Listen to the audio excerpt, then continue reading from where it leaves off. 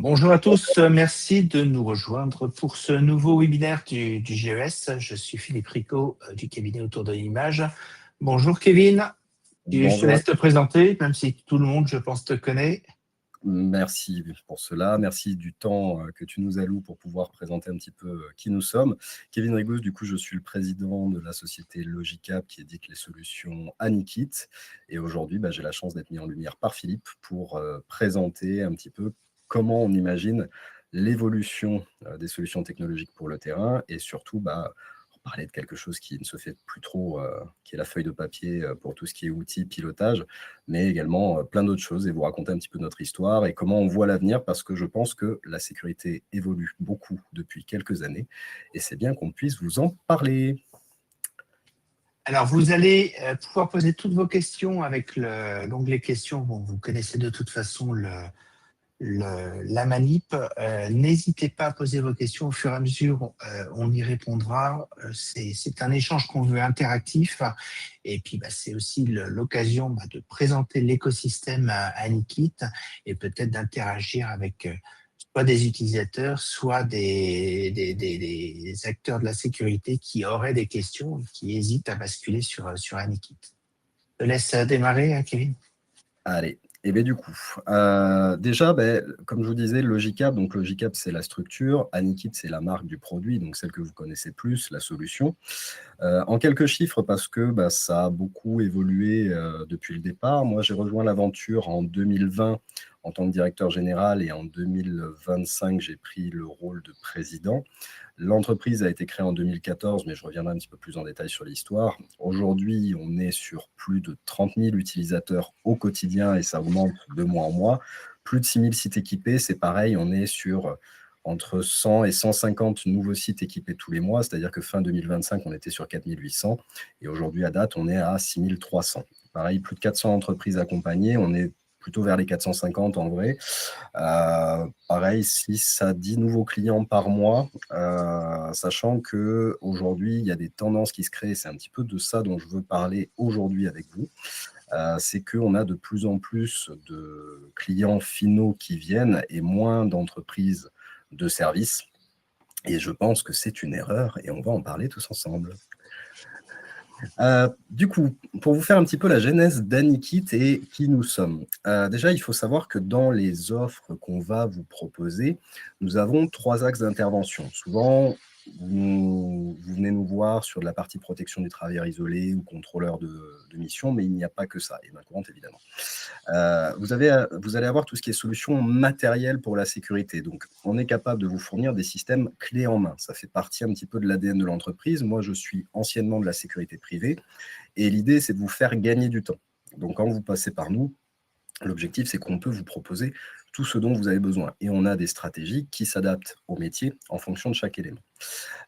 L'idée autour des logiciels qu'on développe, c'est de vous assurer un pilotage global, c'est-à-dire une solution unifiée qui va vous permettre de travailler tous les axes d'activité dont vous avez besoin et qui va venir s'interopérer avec des partenaires, que ce soit des partenaires de planification, que ce soit les systèmes de protocole de communication des télésurveillances, que ce soit les API de solutions de vos clients finaux. Parce qu'aujourd'hui, souvent, les solutions, elles sont intégrées dans le cadre de missions à destination de vos clients finaux.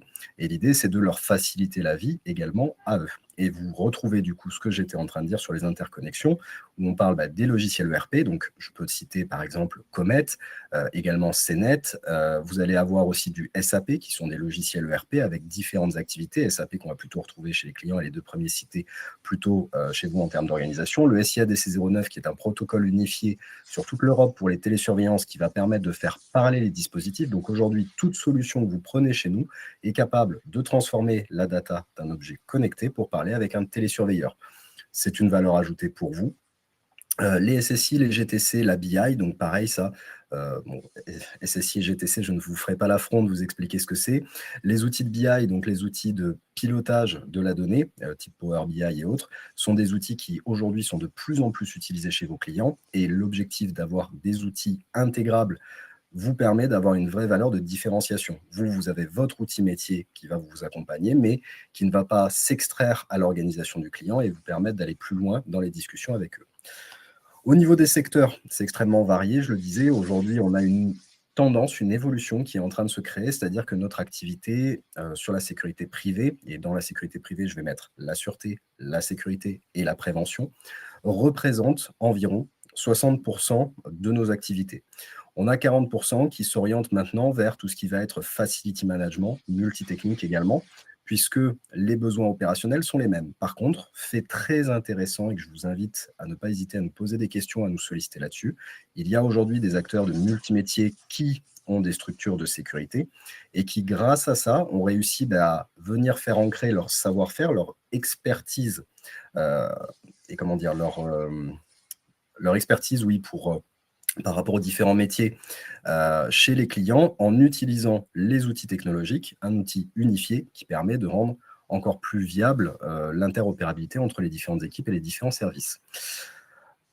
Après, du coup, notre vision, c'est ça, c'est-à-dire qu'aujourd'hui, c'est de plus en plus compliqué au niveau des ressources humaines, c'est de plus en plus compliqué de venir expliquer pourquoi on va être meilleur qu'un confrère, on va répondre à un appel d'offres. Vous pouvez créer de la data, vous pouvez créer des tableaux de bord, vous pouvez donner la preuve à vos clients de pourquoi travailler avec vous. Et c'est là-dessus qu'on souhaite vous accompagner au niveau de notre organisation. Nous, on va vous mettre en place une boîte à outils, mais cette boîte à outils, elle est évolutive, elle va s'adapter que vous soyez aujourd'hui au papier et que vous ayez besoin de faire une évolution, tout comme elle va être capable d'accompagner les plus gros sites industriels et sensibles en France sur les différents besoins.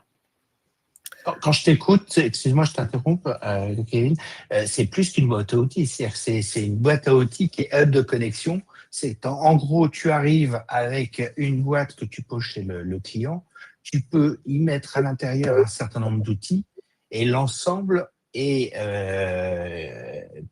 est possible de connecter aux différents outils que va utiliser soit l'acteur de sécurité privée, soit le donneur d'ordre, soit d'autres personnes qui participent à la prestation.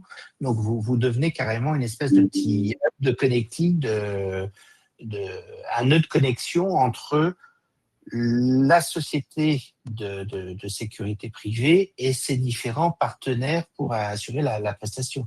Tout à fait. On devient en fait un ambassadeur du savoir-faire de l'entreprise qu'on accompagne quand c'est une entreprise de sécurité privée. Déjà, on l'accompagne sur notre métier parce qu'on est éditeur de logiciels, mais on est avant tout des personnes issues du service. Je n'en parle pas aujourd'hui, mais pour ceux qui nous connaissent, vous savez qu'on a une arborescence un petit peu particulière dans l'entreprise. On est aujourd'hui près de 25 avec encore des recrutements qui sont en cours.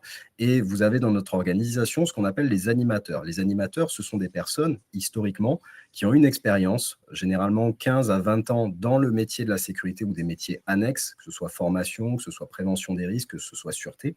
Et ces personnes-là, en fait, elles viennent parce que vous avez une expertise métier que vous êtes capable de donner. Cette expertise métier, il faut qu'elle arrive à s'intégrer dans l'outil de production de votre client. Donc, si on parle par exemple d'un industriel ou d'un logisticien, il faut que les données, ce que vous allez capter, vous ne recréez pas de l'effort pour le client pour que lui puisse voir ce qui se passe. Donc, il faut que ce soit le plus simple possible. Et éventuellement, de plus en plus, vous allez avoir des clients qui vont vous demander de l'intégrer dans leurs propres outils. Et en parallèle de ça, nous, on va venir avec notre savoir-faire sur notre outil, sur nos solutions, et vous aider en fait à mettre en lumière la valeur de votre activité, de votre savoir-faire, de votre expertise. C'est là où on va s'intégrer aujourd'hui par cette dualité de notre entreprise qui est de un, l'édition de logiciels, mais également où on garde cet esprit service qui est beaucoup lié à notre ADN, où on a toujours voulu accompagner. Et justement, je vais venir un petit peu sur la partie ADN pour que vous en sachiez plus. Tu as juste une petite question là en lien avec ce que tu viens d'évoquer. Est-il possible de connecter la solution avec un SSI à l'image de ce qui peut être fait avec une UAE? Et donc, vous allez me donner la possibilité de compléter notre livret des acronymes là, parce que j'ai l'impression qu'on va gagner 50 ou 100 nouveaux acronymes d'ici la fin du webinaire. Alors, tout à fait, Stéphane, pour vous répondre, il est effectivement possible de venir récupérer des informations d'un SSI, puisque, comme je le disais, on est capable de travailler par API au niveau des informations. Il y a deux niveaux. il peut y avoir un niveau où effectivement on vient récupérer directement l'information du SSI et le dérouler dans le registre d'activité du site. Ça, c'est relativement rare parce que la problématique qu'il va y avoir, c'est que chaque système SSI, chaque fabricant de SSI va avoir des protocoles différents. Par contre, ce qui est plus souvent fait par rapport à l'activité opérationnelle, c'est qu'on est éditeur de notre propre MDM, donc Mobile Device Manager, qui nous permet de créer des interfaces dédiées sur les mobiles. Et par cette interface-là, quand le SSI qui est utilisé sur site prévoit des systèmes type page web pour pouvoir accéder aux données avec des notifications, etc., ce que votre agent utilise en fait au quotidien quand il est en centre opérationnel, ben, on va pouvoir venir capter cette URL, le faire afficher directement dans le smartphone de l'opérateur qui, lui, va l'accompagner sur le terrain et du coup, lui permettre d'avoir la remontée en temps réel, c'est-à-dire que qu'il soit sur une ronde, sur une intervention, sur une tournée quelle qu'elle soit, il va pouvoir recevoir en temps réel les informations. Tout à fait. Merci pour la définition. UAE, unité d'aide à l'exploitation. Du coup, pour revenir sur la partie un petit peu histoire de l'entreprise, il faut savoir que l'entreprise a été fondée en 2014, mais que l'histoire débute en 2009. Et là, je vais vous parler de notre fondateur, Emmanuel Garcia. Emmanuel Garcia, dans le passé, était directeur de la logistique chez Carrefour et directeur des opérations. Donc, forcément, il avait de nombreux chauffeurs, de nombreuses activités à traiter. Et un jour, malheureusement, cas triste comme ça peut arriver dans les activités, il s'est retrouvé avec des chauffeurs qui, à l'époque, n'avaient pas forcément de système technologique et qui se sont retrouvés dans des situations d'accident où des minutes en moins pour intervenir ou tout simplement avoir l'alerte parce qu'en pleine nuit, on ne sait pas forcément à quel moment un camion va partir dans le fossé. Ça aurait pu sauver des vies. Du coup, en 2009, une idée émerge pour lui, c'est de dire je vais lancer ma structure et je vais aller travailler sur la prévention des risques. Donc en fait, la genèse de notre activité, c'est vraiment la partie prévention, protection du travailleur isolé, dispositif d'alarme pour travailleurs isolés, avec un objectif, et à l'époque, on avait eu le plaisir d'avoir plusieurs prix de l'innovation dans ce cadre-là, limiter, réduire le temps d'intervention ou le temps entre une situation, un primo-accident, et l'arrivée des premiers secours. Et du coup, ça, c'est en 2009. 17 ans plus tard, le fait est que nos activités, qui sont encore beaucoup portées sur la prévention également aujourd'hui, et dont nous disposons de nombreux dispositifs pour la protection du travailleur isolé qui s'adaptent à tous les environnements de travail, que ce soit des personnes sédentaires ou pas, que ce soit des techniciens, etc., nous prouvent que c'était plutôt une bonne orientation. Après, sur cet aspect-là, on a plutôt tendance, nous, à travailler sur des projets extrêmement techniques, pas forcément sur les projets standards. Mais évidemment, tous nos produits, c'est pour ça qu'ils intègrent automatiquement la protection du travailleur isolé, puisque c'est vraiment une volonté. La vocation de l'entreprise à la base, c'était de prévenir les risques et sauver des vies. Tu es en train de nous dire que vous avez inventé le bouton SOS de l'Apple Watch avant Apple. Absolument pas. Trop classe. Absolument pas. Ça, d'ailleurs, ça a été imposé, il faut le savoir, par l'Europe. Tout ce qui est appel d'urgence, c'est à la base une norme de l'Europe qui a été imposée à tous les systèmes. C'est pour ça qu'aujourd'hui, vous l'avez dans Android et dans Apple. Et notamment, je parlerai du partenaire qui a contribué à ça, puisqu'ils font partie de nos partenaires, effectivement, mais vous allez voir, ils sont un petit peu plus gros que nous. À qui s'adresse la solution, du coup ? C'est très simple. Comme je le disais, elle va s'adresser à plusieurs sujets: la sûreté, la sécurité, la prévention. C'est ce dont on va parler aujourd'hui. En préambule, les organisations, évidemment, qui ont des besoins sur ces sujets-là, des besoins de reporting, des besoins de traçabilité, des besoins d'optimisation, mais aussi des besoins de qualité. Et ça, on va en parler, je vais vous expliquer un petit peu plus en détail. Des entreprises expertes en sécurité. Il faut savoir qu'aujourd'hui, on accompagne aussi beaucoup d'entreprises qui, avec nos outils, réalisent des actions d'audit, de suivi d'activité, de pilotage, puisque une main courante, un registre d'activité, ce n'est ni plus ni moins qu'un outil qui va permettre d'enregistrer des situations, qu'elles soient normales, anormales ou demandent une intervention, et qui va permettre ensuite une collaboration entre tous les acteurs, toutes les parties prenantes. Et évidemment, du coup, en parlant de toutes les parties prenantes, on va parler des opérateurs terrain, puisqu'il faut aussi que ce soit un outil qui soit le plus simple possible, le plus ergonomique. C'est d'ailleurs ce qui fait notre parti pris à la base sur le sujet du MDM dont je parlais précédemment, c'est-à-dire que notre MDM étant développé par nous, il permet de simplifier les applications. On est même aujourd'hui dans certains cas, à utiliser notre MDM pour même intégrer des solutions, des fois, de nos confrères, ce qui est quand même assez étonnant, hein. On peut dire que c'est trivial, mais ça va permettre en fait plusieurs choses. Déjà, de s'assurer qu'au niveau de l'opérationnel terrain, on ait un système sécurisé, la data du client ou la data de votre organisation, parce qu'il n'y a pas que celle du client, va être sécurisée par ce dispositif sur lequel vous avez la main à distance, mais également on va pouvoir enfermer, entre guillemets, l'utilisateur dans une utilisation conforme à vos attentes. On va éviter de pouvoir, si vous êtes sur un site sensible où les photos sont interdites, on va être capable de bloquer l'appareil photo du dispositif. C'est un exemple parmi un autre, il en existe plein. Bloquer des listes de répertoires de personnes autorisées à être contactées. Donc vraiment, l'idée, c'est de faciliter, d'éviter les risques et de minimiser l'effet tunnel en opérationnel. Plus le système est simple, plus le système les guide et les accompagne et s'adapte à l'environnement, plus vous allez pouvoir faire une prise en main rapide et efficace pour vos équipes.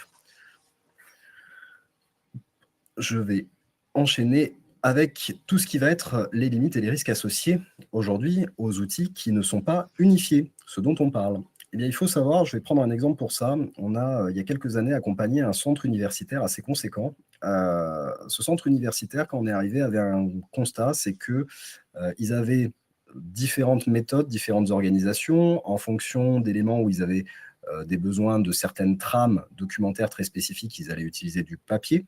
Sur certaines autres...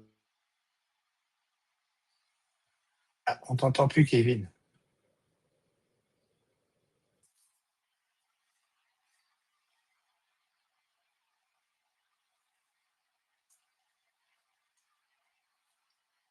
Ah, non, toujours pas. Ah, t'as coupé le micro, là.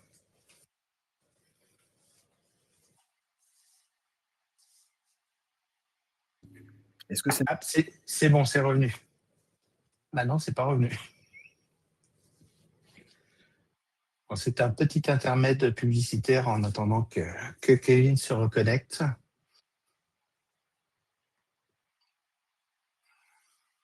Hop, c'est bon, on t'entend. C'est bon ?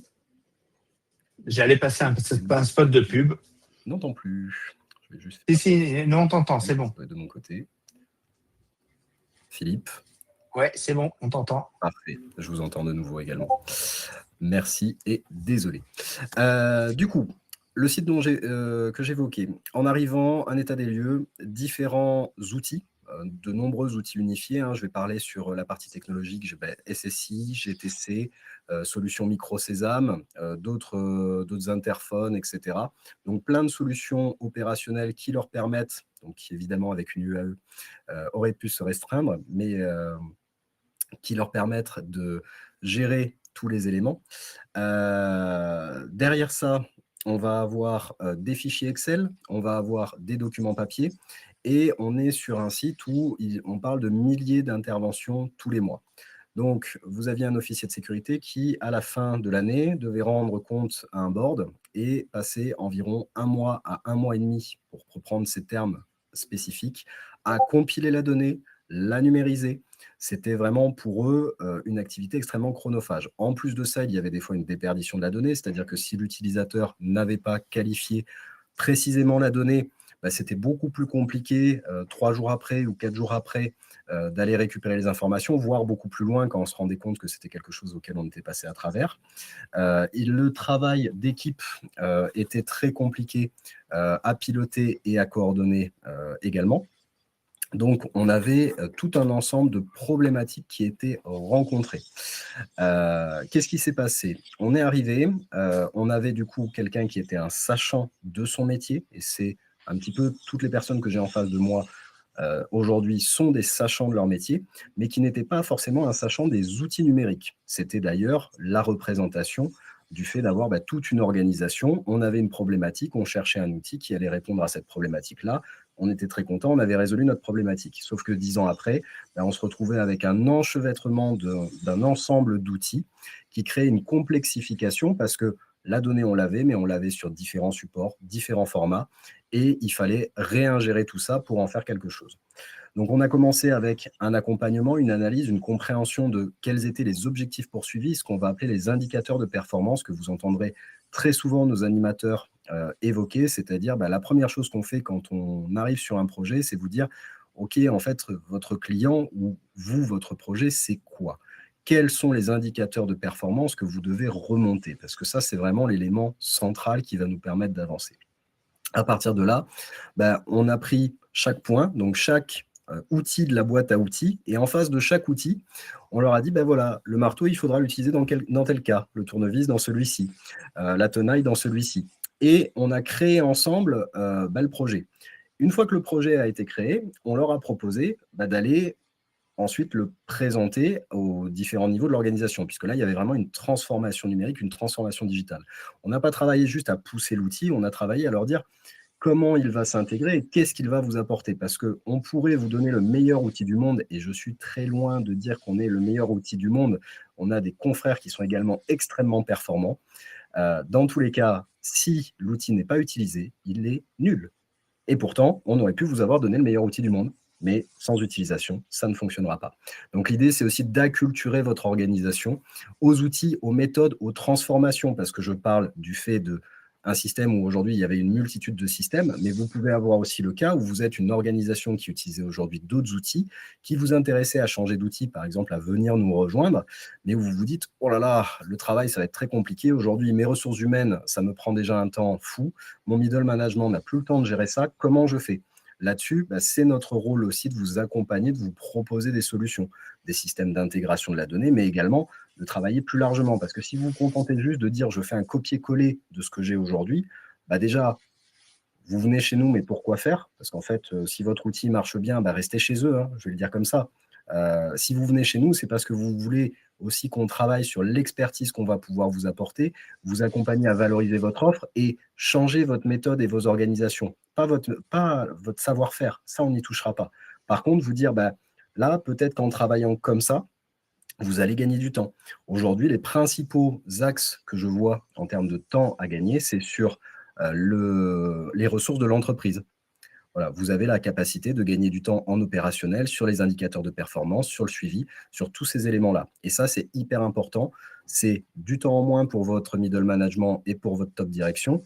C'est de l'optimisation pour vos agents en leur facilitant l'activité au quotidien et en donnant aussi une qualité de service. C'est-à-dire que quand vos agents arrivent sur un site qui est bien configuré, où il y a des outils de pilotage performants, etc., vous avez plus envie de travailler sur un site industriel aujourd'hui, généralement, avec des beaux outils, avec des belles solutions, que d'aller dans un Algeco sur un chantier. Je suis désolé, c'est un petit peu péjoratif ce que je dis, mais c'est aussi une réalité. La volonté de l'agent, c'est aussi d'avoir un poste qui est un petit peu sexy. Donc, l'outil va y contribuer. Et ton outil, juste un petit complément, ton outil va être structurant aussi. C'est-à-dire qu'aujourd'hui, quand tu parles de ton officier de sécurité qui compilait des datas, etc., pendant 1 mois et demi pour son board, cet officier part à la retraite ou part dans une autre boîte, etc., c'est toute son expertise, tout son savoir-faire qui part avec lui, et tu te retrouves du jour au lendemain avec X solutions, X outils, X rapports, X documents, papier, numérique, etc. Donc tu ne sais plus quoi faire parce que le gars qui les analysait n'est plus là. Donc le fait de mettre en place une solution unifiée et structurante est économique, parce que j'imagine qu'il y a des redondances de licences, des coûts cachés, etc., qui font que c'est plus pertinent. Et on le verra peut-être par la suite, ça doit être aussi un petit peu plus safe et souverain, parce que on le voit de plus en plus aujourd'hui, quand tu travailles avec des solutions pas forcément très françaises, ou au moins pas très souvent, pas très européennes, ça peut aussi poser un certain nombre de soucis au donneur d'ordre qui en est le bénéficiaire. Tout à fait. Justement, là-dessus, je vais rebondir sur l'aspect archivage des données avec ces aspects-là. Effectivement, je te remercie, Philippe. Déjà, pour commencer, tout le monde le sait, en termes de réglementation aujourd'hui, un outil de main courante rentre dans le cadre de la preuve d'activité réalisée chez un client, qui peut être du coup opposable en termes de, donc, par rapport à une situation rencontrée, mais également par rapport à des factures, etc. Donc, le registre d'activité de la main courante doit être archivé durant 5 ans. Il faut savoir également que sur certains sites, vous pouvez avoir des obligations de 10 ans par rapport à des réglementations, et sur certains sites encore plus spécifiques, bon là c'est vraiment très, il se compte sur les doigts d'une main, vous pouvez monter jusqu'à 20 ans. Les augmentations de 10 à 20 sont souvent informées par la préfecture, mais c'est important d'en avoir cette connaissance parce qu'aujourd'hui, je vous parlais d'un site qui a des milliers de rapports d'intervention tous les mois. Imaginez bien que l'archivage de 5 ans, 10 ans, 20 ans, si je suis avec un outil logiciel ou avec du papier et que je dois retourner 2 ans en arrière pour identifier, analyser, croiser des données par rapport à une situation que je rencontre aujourd'hui, on rentre très vite dans des situations extrêmement chronophages, qui ne sont pas pertinentes, pas efficaces, et qui en plus vont vous faire passer un temps, une énergie folle.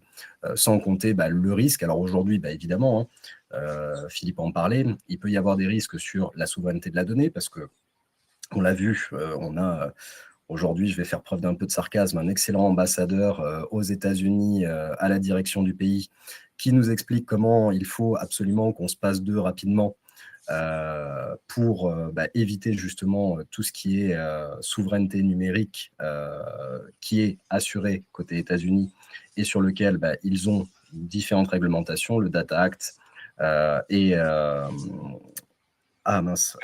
Cloud Act. Voilà, et le Patriot Act, qui leur permettent à tout moment, pour les besoins impérieux des États-Unis, de pouvoir récupérer votre donnée, peu ou prou sans vous en parler. Ils disent qu'ils vont vous en parler, mais soyons très clairs, tout ce qui est donné hébergé aujourd'hui aux États-Unis ou par une structure dont l'actionnariat est américain ne vous appartient, peu ou prou, pas complètement. Ils ont la main dessus. Donc ça, c'est extrêmement important parce que demain, vous avez 5 ans d'historisation à mener. Assurez-vous au moins de pouvoir exporter la donnée de vos solutions parce que sinon, vous allez être très embarrassé. Vous allez avoir associé à ça, effectivement, aujourd'hui, une stratégie de souveraineté numérique. J'ai tendance à dire sur certains sites particulièrement sensibles qu'on accompagne, l'outil, le registre d'activité la main courante, c'est tous les vilains petits secrets de sûreté et de sécurité du site. C'est d'ailleurs pour ça que nous, on évite beaucoup la communication, parce que c'est une règle de la cybersécurité, mais j'y viendrai par la suite. Mais en parallèle de ça, il faut bien comprendre que plus vous allez avoir d'éléments de ce type-là, plus vous allez être une cible. Vous avez la réglementation de la RGPD en plus qui vient dessus, qui aujourd'hui est une réglementation aussi importante pour vous en tant qu'employeur que pour vos clients. Donc tout ça sont des éléments où effectivement vous avez tout intérêt à travailler avec des entreprises souveraines numériquement, mais dont également la stratégie au niveau des hébergeurs l'est. Sinon, vous courez des risques. Et ces risques-là ne sont pas maîtrisables. Et je vous invite demain, je pense que tous ceux qui ont fait les formations APS à l'époque ou autres ont vu le volet sur l'espionnage industriel et sur les risques qui y sont associés. Attention à ça. Vous êtes responsable en tant qu'entreprise des outils que vous allez mettre en place chez le client. Encore une fois, c'est un élément sur lequel nous, on vous accompagne. De mémoire, c'est la norme NIS 2 qui transforme la responsabilité du dirigeant en responsabilité pénale aujourd'hui si c'est pas donné les moyens, du dirigeant ou du board, tout à fait. si c'est pas donné les moyens de sécuriser sa data et de la rendre souveraine. Alors effectivement, il y a la NIS 2 qui s'adresse à toutes les entreprises qui font plus de 5 millions de chiffre d'affaires, qui est une des normes applicables, mais il faut 5 aussi millions savoir... et 50 salariés, je crois. C'est ça. Mais il faut aussi savoir que toute structure qui aujourd'hui se retrouverait dans une situation d'espionnage industriel volontaire ou involontaire, soyons très clairs, si vous avez un gros acteur client en face de vous qui paye vos prestations tous les mois et qui demain détermine que vous avez fait courir un risque sur son entreprise, je vous laisse à penser que si c'est un brevet qui est parti ou autre, que vous soyez encadré par une réglementation ou pas, ils vont tout faire pour aller chercher leurs propres intérêts là-dessus. Je vais me permettre juste de répondre. Je vois qu'il y a 2 questions. Philippe, ou tu veux qu'on déroule? Non, vas-y. Alors, du coup, pour répondre à votre question, Alexiane, si la solution nous intéresse, quel est le délai habituel pour la déployer? C'est extrêmement variable, c'est-à-dire que sur des cas d'urgence, on est capable de déployer en 48-72 heures. Alors, je sors toute la partie formation, parce que là, il faut coordonner, organiser, etc. Mais on est capable de mettre en place des solutions extrêmement simples de suivi, de pilotage, de contrôle de mission, un petit peu standardisé, très simple, avec des grands rapports, sur un délai extrêmement rapide qui s'adapte à votre organisation. Vous prenez un site en urgence, vous avez un besoin, etc. Sur un site de transformation de grande ampleur, comme ce que je disais au niveau des universités, on a été sur environ 1 mois, sachant qu'on était sur 150 utilisateurs au niveau de la solution et, comme je vous disais, sur des enjeux assez importants. Donc, c'est vraiment variable en fonction de l'organisation. Aujourd'hui, je dirais qu'une organisation de sécurité pour un site un petit peu standard où on va retrouver un agent H24, peut-être 2 agents H24, on peut très raisonnablement, sous une semaine, avoir imaginé un G, une version 0, parce que c'est un outil évolutif. On en parlait tout à l'heure, c'est une boîte à outils, donc il ne faut pas vous arrêter à la première image que vous allez faire d'un site, mais au contraire, il faut le faire évoluer au fur et à mesure des échanges avec votre client, de manière à ce que dans le temps, quand vous allez arriver sur les renouvellements de marché, etc., vous puissiez prôner cette activité technologique comme étant vraiment une partie de votre savoir-faire, et ce qui permettra pour vous en défensif d'avoir une bien meilleure valeur. Bonjour, vous parlez d'archivage de données, mais les DSI de gros donneurs d'ordre ne sont pas intéressés que par ces éléments. Quel process, quelle documentation vient appuyer vous dire? Effectivement, alors je ne sais pas si c'est monsieur ou madame Chardon.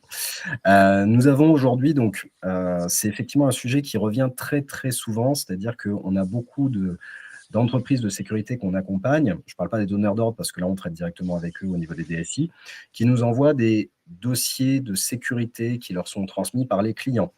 Généralement, ça se présente sous un fichier Excel qui va faire entre 200 et 400 lignes, avec des termes techniques qui pourraient faire vomir à peu près n'importe qui.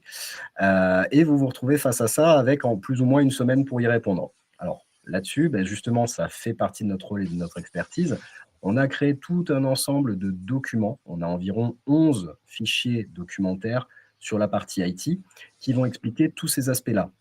On va avoir des documents qui vont parler de l'infrastructure, donc l'architecture, qui est la partie SaaS, SaaS mutualisé, SaaS dédié, on-premise qu'on peut faire, c'est-à-dire est-ce que vous êtes sur des serveurs avec d'autres clients, est-ce que vous êtes sur des serveurs qui ne nous appartiennent qu'à vous, ou est-ce qu'on vient équiper directement les serveurs du client final?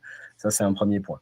On va aussi parler de la sécurité informatique de nos systèmes, donc les protocoles, gestion des mots de passe, les systèmes de communication, etc. Et on va même parler, parce que comme je le disais, on est du métier, de la sécurisation de nos propres locaux. Le fait qu'on est sur des locaux individuels qui nous appartiennent par porte blindée, avec contrôle d'accès, système de caméra, que nos serveurs ne sont jamais présents là où on est, etc., etc. Donc en fait, tous ces éléments IT, ça fait partie un petit peu du porte-clés qu'on va vous fournir pour aller répondre à ces questions-là qui sont extrêmement techniques. Et très clairement, je vous invite tous, et je l'ai dit déjà, peut-être certains qui sont dans la salle, n'essayez plus d'y répondre. Demandez-nous le dossier IT, on vous donne le dossier IT et dans chaque case du tableau Excel qu'on vous envoie, vous dites voir dossier IT. Ne vous inquiétez pas, sur les gros ERP avec des questions où il n'y a pas 200 ou 300 colonnes, mais où il y en a 800 ou 900, c'est exactement comme ça que les grandes entreprises des services numériques font. C'est pour ça qu'on l'a construit comme ça. Et les interlocuteurs qui vont ouvrir le document vont avoir toutes les informations. Au même titre qu'il y a l'aspect DSI, vous avez aussi l'aspect RGPD qui est souvent traité par les DPO et qui est trop souvent oublié dans les organisations. N'hésitez pas, là aussi on a des dossiers pour vous accompagner, tout comme pour les réponses à appel d'offres. Tout ça, ça fait partie un petit peu du porte-clés qu'on vous fournit pour accompagner les projets en vous expliquant toutes les méthodes, toute l'organisation, tout ce qu'il va y avoir. Puisque vous, votre valeur ajoutée, c'est d'aller présenter votre savoir-faire. Et nous, notre valeur ajoutée, ça va être de vous donner tous les éléments techniques qui vont s'inscrire dans ce savoir-faire et vous n'avez pas besoin d'être sachant. C'est à nous de l'être pour vous. Super. Du coup, parlons un petit peu des nouveautés, puisque, comme je l'ai dit, depuis 2014 en activité, donc évidemment, pour rester toujours présent aujourd'hui, il a fallu qu'on se réinvente très souvent. On continue encore aujourd'hui à se réinventer.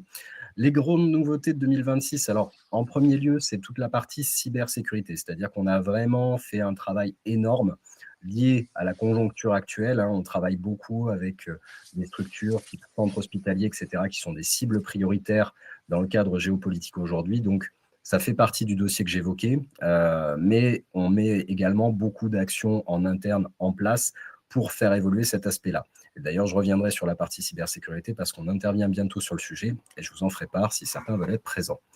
L'IA, donc on a commencer à utiliser l'IA chez nous. Alors, on est très frileux pour les raisons que je vous disais de souveraineté numérique et de souveraineté de la data. Ce qu'on fait aujourd'hui au niveau de l'intelligence artificielle, c'est simple. On est parti des problématiques que vous rencontrez. Une des problématiques la plus récurrente, c'est le turnover de vos équipes et la capacité à former les agents opérationnels. Donc, on est parti du principe qu'on avait créé tout un ensemble de vidéos pour des actions extrêmement simples. Alors, je sais, ça va peut-être vous paraître rigolo, mais comment faire une prise de service? Et oui. Comment gérer une ronde en fonction des différentes fonctions de la ronde qu'on peut avoir? Comment remplir un rapport? Comment regarder, accéder aux statistiques, etc. Donc tout un ensemble d'éléments destinés vraiment aux utilisateurs qui étaient déjà documentés sur des formats PDF, mais qu'on est venu mettre en vidéo interactive sur des formats extrêmement courts, 1 minute 30, accessibles, de manière à ce que vos utilisateurs, vous avez quelqu'un qui demain arrive sur le terrain en remplacement d'urgence parce que la personne ne s'est pas présentée, en 5-6 minutes, il peut, avec 3-4 vidéos, déjà voir ce que vous attendez au niveau de l'outil, et non pas que ce soit la double peine pour vous, parce que le lendemain, le client vous appelle en vous disant je ne comprends pas, il n'a pas fait les rondes. Ah ben oui, mais c'était un nouvel agent. Voilà, l'idée, c'est de s'intégrer là-dedans, et évidemment, l'IA continue à être un sujet assez important chez nous. On a encore plein d'idées, mais ça prend un petit peu plus de temps. On a développé un module qui est la supervision, la gestion des alertes. Donc c'est simple, c'est une page dédiée, extrêmement transversale, plutôt orientée pour les centres opérationnels, mais qui peut également aider une entreprise qui veut avoir une vision 360 de la gestion de ses prises de service et de toutes ces protections du travailleur isolé.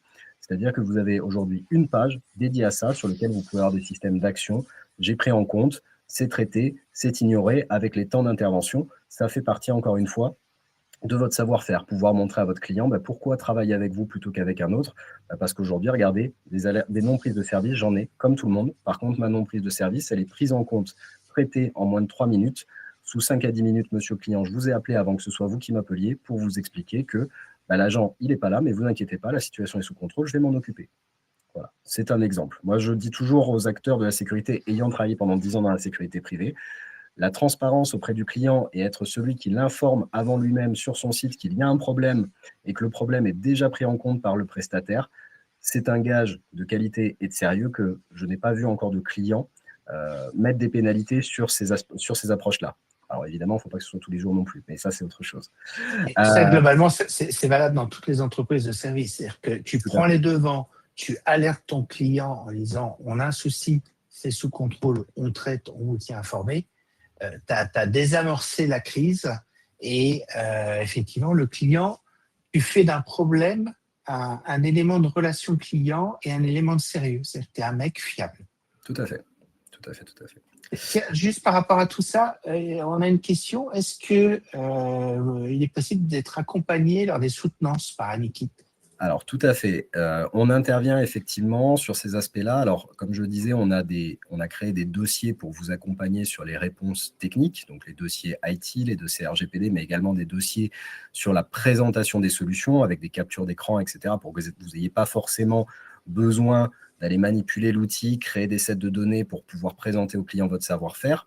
Mais à ce titre également, on propose avec grand plaisir, parce qu'en fait, vous êtes nos ambassadeurs, les entreprises de sécurité privée, de vous accompagner sur présenter les solutions. Et ça passe par différentes choses. Ça passe par la possibilité d'avoir des environnements de démo pour vos clients, pour présenter justement ce savoir-faire.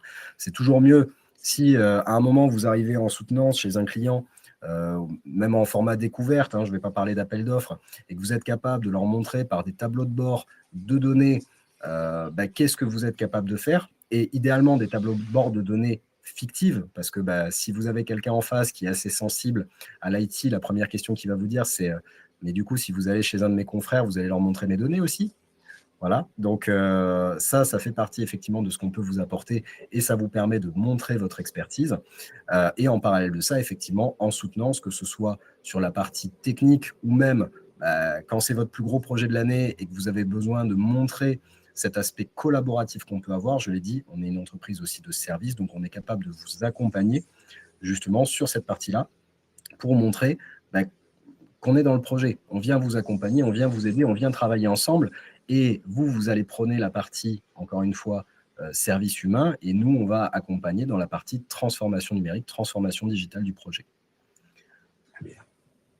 Concernant du coup les 2 dernières nouveautés, on va avoir du coup effectivement la partie formulaire collaboratif qui est en train d'être créée chez nous, c'est-à-dire le fait de pouvoir avoir des formulaires, des rapports qui sont alors vous pouvez déjà, travailler, sur des formulaires ensemble, sur des rapports ensemble par rapport à des événements où chacun va venir annoter de manière successive des informations. Mais aujourd'hui, on a des trames normalisées qui, elles, doivent être remplies par exclusivement une personne. Bah, ces trames normalisées, on est en train de travailler à dire que elle peut avoir une vie un petit peu différente, elle peut se partager entre plusieurs personnes, voire plusieurs personnes à des endroits différents avec des dispositifs différents peuvent répondre sur une même trame normalisée, chacun sur sa partie. Et ensuite, évidemment, on va rester sur l'aspect légal et juridique, infalsifiable, immodifiable, et on va permettre à tout le monde de travailler comme ça sur des mêmes trames. Voilà, typiquement, un cas assez intéressant, ce peut être les permis feu, les cellules de crise, où on va avoir besoin d'avoir plusieurs interlocuteurs qui vont partager différents éléments et en même temps, on va vouloir avoir un rapport unique à la fin, normalisé avec les saisies qui nous intéressent. Et enfin, les formulaires conditionnels, donc ça, ça a été déployé en début d'année, c'est-à-dire le fait de pouvoir rendre plus restreint la vision d'un formulaire pour l'utilisateur, ne lui faire apparaître que les cas qui l'intéressent, mais également pouvoir l'accompagner dans toutes les situations. C'est-à-dire qu'au niveau des formulaires conditionnels, aujourd'hui, vous êtes capable de dire par rapport à un champ texte, vous pourriez avoir un code contrainte qui soit donné par quelqu'un. La personne va aller sur l'ordinateur, rentrer l'information du code contrainte. Il fait beau aujourd'hui. Et automatiquement, ça va pouvoir lui ouvrir des conditions supplémentaires pour accompagner l'utilisateur qui ne passe pas à côté d'une situation. Ça peut se matérialiser par des cases à cocher, mais également par des champs de texte, par des champs relevés de température. On peut imaginer plein de conditions. Et en fonction de ces conditions-là, vos rapports vont partir vers d'autres personnes, vont afficher d'autres éléments, d'autres plans, d'autres images, d'autres consignes et vont accompagner l'utilisateur dans le fait de faire les bons choix. Voilà, parce que si on passe à côté d'un code contrainte, on va avoir des explications à donner aux clients le lendemain. Voilà un petit peu pour les nouveautés, sachant qu'il y en a encore plein d'autres qui sont en train d'arriver. D'ailleurs, à ce titre, vous allez pouvoir nous retrouver à différents événements. En premier lieu, le GES, bien sûr, Philippe, à Monaco, qui aura lieu cette année, mais également sur le salon Préventica à Lyon, sur des salons métiers un petit peu plus spécifiques, et je vais en parler après, sur un événement où on va parler de cybersécurité. Information également importante parce que ça peut avoir un lien avec vos clients aujourd'hui. Nous nous sommes référencés UGAP cette année. Donc l'UGAP, c'est la principale plateforme d'achat pour tout ce qui est commande publique. On est référencé sur toute la partie numérique et logicielle, c'est-à-dire que si vous avez des clients sur lesquels vous souhaitez faire passer nos outils qui sont fonction publique, ne vous inquiétez pas, vous pouvez même leur proposer de passer par l'UGAP pour commander nos systèmes et pour qu'eux puissent directement y avoir accès. Voilà, donc ça, c'est une petite nouveauté. Ça nous a été beaucoup demandé parce qu'on est présent sur une grande quantité de centres hospitaliers et ça faisait longtemps qu'on va dire qu'on refusait d'y aller parce qu'on trouvait ça pas forcément pertinent. Mais force est de constater qu'on a de plus en plus de demandes en ce sens, donc on a fait le pas. Chose extrêmement importante, et c'est ce dont j'allais vous parler, nous sommes officiellement également une entreprise représentante maintenant de la French Tech. Donc nous en sommes ambassadeurs également, et à ce titre, nous serons présents au Summer Tech Day, qui est un événement national qui va ressembler plusieurs entreprises de la French Tech, qui aura lieu mardi 30 juin, donc la semaine prochaine, à Toulouse. Et à ce titre, nous sommes notamment invités à présenter notre expertise sur tout ce qui va être cybersécurité en présence de structures qui accompagnent sur ces sujets-là, notamment en termes d'assurance, etc., devant environ 1000 entreprises. Donc, je pense que si la French Tech a estimé qu'on pouvait parler de ces aspects-là au regard de tous les éléments qu'on leur a présentés, ça commence à avoir du sens et ça veut dire qu'on doit être sur la bonne route. French Tech, c'est également un argument pour vous. Il faut savoir que toutes les grandes entreprises aujourd'hui ont, avec l'État et avec la French Tech, des accords souvent pour favoriser des entreprises de la French Tech pour des projets. Donc, n'hésitez pas justement sur vos soutenances, sur vos projets, à faire appel au fait que vous faites appel à une entreprise française, numériquement souveraine, qui est présente et partenaire à la French Tech. Et en plus de ça, on a toute une stratégie RSE et une stratégie autour du métier de la sécurité privée pour nos produits et pour nos solutions. Donc, n'hésitez pas à nous poser les questions, vous verrez, on a plein de choses à vous proposer là-dessus. Voilà pour ma partie et tout ce que j'avais à vous présenter.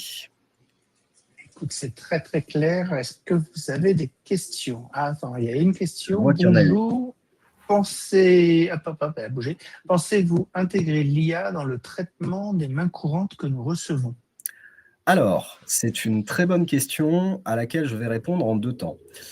Est-ce qu'on pense intégrer l'IA pour traiter les mains courantes? Non. Pourquoi? Parce que l'IA aujourd'hui, si on voulait faire traiter les mains courantes par celle-ci, on ne pourrait pas qualifier la qualité de ce qui serait traité, de comment et comme je disais, il y aurait un risque pour la donnée qui serait analysée. Donc, on ne l'envisage pas de cette manière-là explicitement. Par contre, on travaille effectivement à intégrer des moteurs d'IA dans notre organisation pour travailler des sujets extrêmement précis. Par rapport à ça, je vais vous donner un exemple très simple. Aujourd'hui, vous êtes sans doute certains à utiliser ChatGPT, le chat ou autre dans vos activités au quotidien. On envisage 2 choses. La première chose, c'est par exemple de pouvoir présenter la base de données à certains outils et pouvoir, depuis un prompt, dire fais-moi une analyse sur ces éléments-là. Par contre, pour faire ça, il faudra que l'outil, le moteur IA, soit intégré directement chez nous pour assurer la sécurité des données. Voilà, ça c'est une première réponse. Aujourd'hui, par contre, c'est la deuxième réponse que je vais apporter, on a notamment des gens, des partenaires, des clients qui ont développé des modules avec des fois des outils IA, je pense à Claude, à d'autres, qui permettent de venir taper directement dans nos tableaux de bord pour présenter la donnée de différentes manières en fonction de ce qui est souhaité. Parce qu'en fait, on a toujours fait un choix, c'est que la donnée ne nous appartient pas. La donnée, elle appartient généralement à vos clients et le savoir-faire de l'outil, il vous appartient à vous. Donc cette donnée, elle doit être exportable sans limite. Et comme je le disais, vos clients, ils vont utiliser des outils de BI. Donc on s'est arrangé pour que la donnée soit structurée de façon BI. Donc aujourd'hui, n'importe quel outil de BI, vous pourriez prendre n'importe quel export de données chez nous et vous pourriez en faire une analyse directement via des outils IA. Voilà un petit peu la réponse que je donne en 2 temps. Donc en même temps, je dis non, mais en même temps, je dis que c'est déjà le cas. Mais par contre, ce n'est pas nous aujourd'hui qui le générons. C'est le choix des personnes d'exposer leur data, puisque aujourd'hui, on n'est pas convaincu en termes de sécurité de ce qu'on peut faire avec l'IA. Voilà, sur la donnée qui est présentée par celle-ci. On ne sait pas comment elle est réingérée, comment elle est réutilisée, etc. Donc, on le limite. Par contre, vous avez déjà la possibilité de travailler sur ces éléments-là. Je vois qu'il y a une deuxième question qui est arrivée sur les PTI. Permettent-ils de localiser les utilisateurs dans les différents étages d'un bâtiment? Affirmatif. Donc, en fait, les protections du travailleur isolé, DATI, peuvent être intégrées à différents systèmes. Donc, ils peuvent lire notamment des tags RFID, mais également des beacons. Les beacons, pour faire simple, c'est comme une balise Bluetooth. C'est un petit peu comme votre télépéage. Et l'idée, c'est que vous pouvez faire un système, on va appeler un système d'ancrage dans l'organisation de votre client. Donc, par rapport à des cages d'escalier, par rapport à des éléments, vous pouvez mettre des points de contrôle, des points de passage. Ce sera automatique, comme je disais, comme un télépéage. Et le PTI de l'utilisateur va, en plus de l'information de localisation en 2D, venir lire l'information de la borne qu'il voit et, en cas d'alerte, remonter l'information de la borne. C'est-à-dire que dans un environnement complexe, je vais parler par exemple d'un IGH, on pourra avoir en même temps que l'alerte l'information du dernier étage où il a été vu et de la puissance de la borne par rapport à là où il est. C'est-à-dire, la borne va dire, par exemple, j'estime que je suis à 15 mètres de la personne.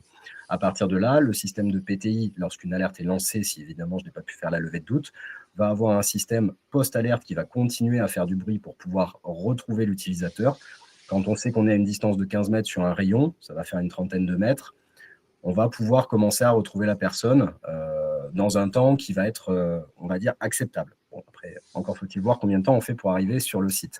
Il vaut mieux avoir un deuxième agent dans ces cas-là pour savoir. Mais justement, dans cet esprit, ça veut dire aussi que si tu déclares un incident, l'agent est en train de faire la ronde, il est face à une situation anormale, porte ouverte, une intrusion, voire des assaillants, tant qu'il ait besoin de se localiser via tes outils, il est possible au système de localiser l'agent et de lui envoyer du renfort, par exemple.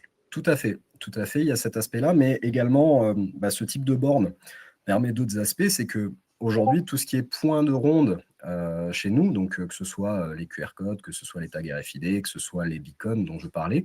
Ce sont également des éléments qu'on va qualifier d'intelligents, qui vont pouvoir présenter à vos utilisateurs des consignes, des rapports en fonction de ce qu'ils ont à faire, voire des fenêtres, ce qu'on appelle des pop-up, des messages d'aide. À ce titre, je peux prendre un exemple sur des sites à haute tension où il y a des risques particuliers. Il a été décidé par les préventeurs du risque de mettre des beacons à côté de certains locaux particulièrement à risque. Et en fait, ces beacons vont avoir une portée d'environ 50 mètres. Et quand les utilisateurs vont rentrer dans cette portée de 50 mètres et qu'ils vont être utilisateurs de notre solution, ils vont avoir une alerte sonore et un message d'aide sur le téléphone qui va leur dire « Attention, vous arrivez dans la zone à risque par rapport à tel et tel élément, ne pas toucher, ne pas accéder aux locaux si telle ou telle information. » Voilà, ça va pouvoir les aider opérationnellement sans leur créer de charge de est-ce que je connais, est-ce que je ne connais pas. Encore une fois, même si je suis un nouvel utilisateur, je reçois un message entrant qui me dit « Attention, ne va pas là, c'est dangereux ». Donc, tu pourrais matcher ta techno avec, par exemple, un plan de sécurité et identifier des zones à risque et qui nécessitent certains équipements ou certaines pratiques. Tout à fait. Et même à ce titre, chose importante, on a par exemple dans nos partenaires, puisqu'on a tout un ensemble, tout un écosystème de partenaires, on travaille avec l'entreprise Airbus Defence and Space qui permet notamment de faire des cellules de communication critique, qui est, je vais vulgariser en disant ça, mais on va parler d'un système de communication sécurisé, centralisé, souverain européen, qui va vous permettre de transformer les smartphones en push-to-talk, avec lequel on s'est interopéré parce que aujourd'hui, ce sont eux notamment qui ont les réseaux Tetra, Tetrapol qui accompagnent les forces de l'ordre, donc autant dire que leur savoir-faire, il est plus qu'éprouvé. Ils vont proposer des solutions technologiques et organisationnelles extrêmement avantageuses en termes d'organisation. Et on va pouvoir du coup gérer tout ce qui va être communication avec leur système et l'associer notamment à des lectures de tags. C'est-à-dire qu'aujourd'hui, nos systèmes parlent ensemble. En fonction d'une situation rencontrée, d'un tag rencontré, je vais pouvoir aller dans les systèmes de communication croisés d'Airbus Defence and Space et pouvoir interopérer avec ces systèmes-là de l'information. Également, ils ont des solutions de protection du travail isolé qui fonctionnent, à ma connaissance, aussi en indoor avec d'autres méthodes. Ça va être aussi des solutions qu'on va pouvoir récupérer, qu'on va pouvoir faire venir retranscrire directement sur les outils et la main courante. Pour ceux qui étaient présents au congrès du Touquet, Airbus était venu présenter Agnet avec justement toutes ces solutions. Et donc aujourd'hui, tout ce savoir-faire Airbus, il est connecté à l'écosystème Anikit, c'est-à-dire qu'on peut bénéficier de cette expertise en utilisant Anikit. Tout à fait. Ok. Tout à fait. Tu as deux autres questions. Exactement, c'est ce que j'étais en train de voir. Vous avez parlé de votre MDM, mais êtes-vous compatible avec des MDM tierces? Oui, tout à fait. En fait, notre brique MDM, c'est une application à l'intérieur de notre environnement d'application. Donc, on est tout à fait capable de ne pas fournir notre brique MDM, mais juste de fournir ce qu'on va appeler l'APK, c'est-à-dire le système d'installation de notre application, qui va pouvoir venir s'intégrer dans l'organisation du client avec leur propre MDM pour gérer l'information, pour gérer le suivi, etc., de tout ce qui va se passer, et leur gestion de flotte de manière générale. Donc ça, sans problème. On n'a pas de difficulté à venir s'intégrer dans des MDM. Après, il faut évidemment que le client, du coup, fasse tous les paramétrages pour que l'application s'intègre bien et se déploie automatiquement en fonction de leur organisation et des déploiements qu'ils veulent faire. Je vois qu'il y a une question pour superviser les interventions de levée de doute. Alors, oui. Pour moi, avez-vous un outil pour superviser des interventions de levée de doute? Ça demande discussion parce que pour moi, je vois plein de scénarios possibles de mon expertise dans la sécurité privée. La levée de doute peut être un agent mobile, ça peut être également une téléassistance, une télésurveillance en fonction des situations rencontrées. Donc, ça demande à discuter, mais oui, nous avons des solutions qui peuvent permettre de superviser les interventions de levée de doute et on a même des solutions qui peuvent permettre de travailler avec différents prestataires sur les interventions sur alarme, sur les contrôles de ronde, avec des systèmes unifiés où vous pouvez envoyer des systèmes sécurisés à des sous-traitants qui vont faire l'intervention ou la ronde depuis un smartphone qui n'aurait pas l'application Anikit et qui va revenir directement dans votre registre d'activité sans maintenir l'accès pour l'utilisateur final à qui vous avez envoyé le lien pour remplir sa demande d'intervention ou sa demande de compte. Donc oui, on a des solutions là-dessus. N'hésitez pas, si vous avez des questions, on pourra en proposer, mais là, ça reste encore un peu large pour moi. Il faut qu'on voit un peu plus en détail pour que je puisse vous répondre. D'autres questions? Désolé Philippe, j'avais oublié de mettre la page avec vous des questions. Je pense que de toute façon, on a déjà eu beaucoup de questions et que les réponses étaient claires.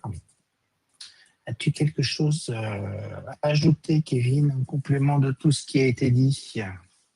Attends, si, en tant qu'organiste de formation, je suis très disposé de plus amples informations au sujet de la solution UAE, aspect technique, conditions de déploiement, tarification, dans la mesure où elle pourrait répondre à mes besoins.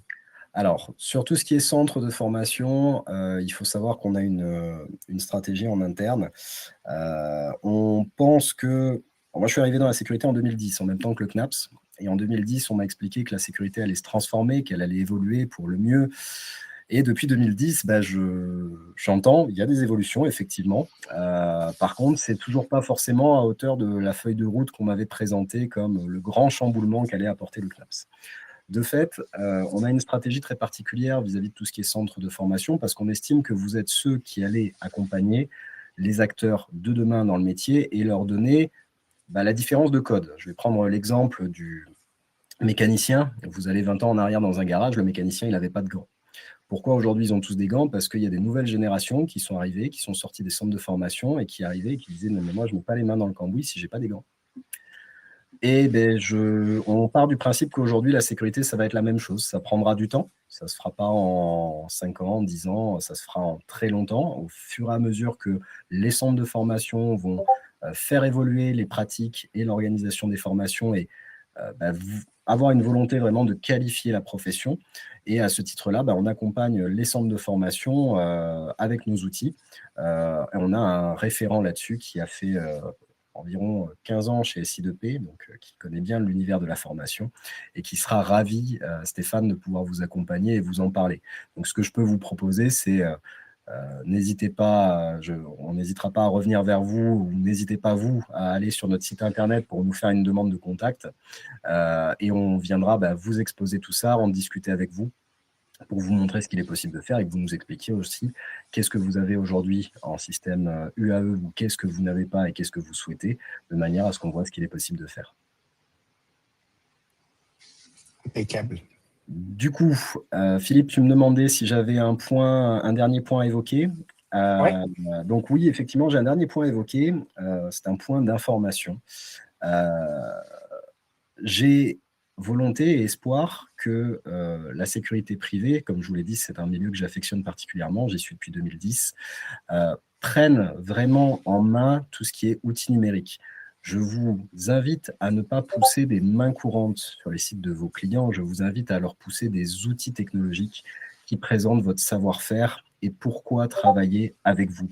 Pourquoi? Parce qu'aujourd'hui, un agent de sécurité se commercialise, je vais faire une grosse fourchette, comme ça je ne froisserai personne, entre 20 et 30 € de l'heure, et encore, des fois 20, on est un petit peu haut, hein, on ne va pas se mentir. Il faut savoir qu'un technicien en informatique ou un chef de projet informatique, on est sur des tarifs qui peuvent aller entre 500 et 1200 € la journée.